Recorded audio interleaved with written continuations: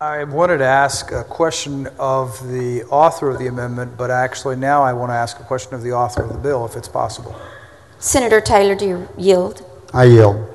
Thank you very much, Madam President. Senator Taylor, as I read this amendment, and quite frankly, I had drafted this very same amendment because there's a concern in the community that the possibility exists that if we make this transfer, that somehow, in order for the MCOs or someone not to lose money, or for them not to, that the services may be cut or delayed, or something could be affected. And so as I read this amendment, it seems to me that it just seems pretty clear that we're not to have any reduction or negative effect on the scope or access of services funded through the strategy or the objective. I think that we're asking Health and Human Services, when they do this transfer, is just to make sure that we don't have any, and I think I want to applaud the author of the amendment, Senator Lucio, because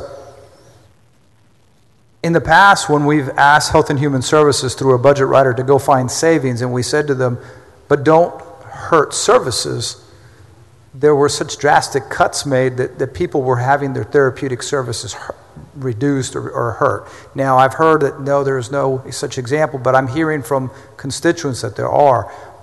I just see this as belt and suspenders. Now, if this amendment goes down, is it just for the sake of clarity, is it your intention that there would be no services or negatively affected, or that there would be no negative effect on the scope of access or services funded to our constituents? Yeah, and not only is it my intention that not happen, but we've also received assurances both from the MCOs and from Health and Human Services that will not happen. So I feel pretty calm in our position that this will be handled and taken care of without any kind of adverse effect on services.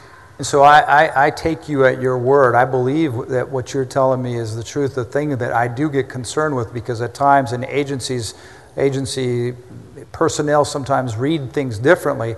So my only concern is, since you believe so strongly, why can't we add this language as belt and suspenders, and then if there seems to be a concern through the conference committee process, that y'all could either amend or change it or do something. But I would feel more confident that if a lawyer for an agency were reading this, that they wouldn't cut the services. Well, by the same reason you just used, someone may read it differently and say, well, we can't do it because it's going to... The transfer? Could do this. We don't do the transfer.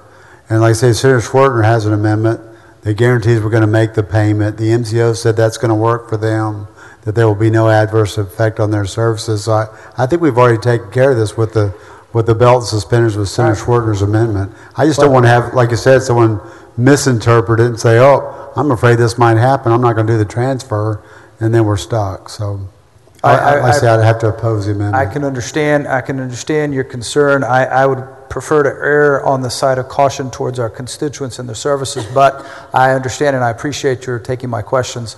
Madam Chair, just for purposes of legislative intent, if someone wanted to hear or understand what it was that we were trying to do, would it be a motion would be in order to reduce the exchange between Chairman Taylor and myself to writing and entered in the journal?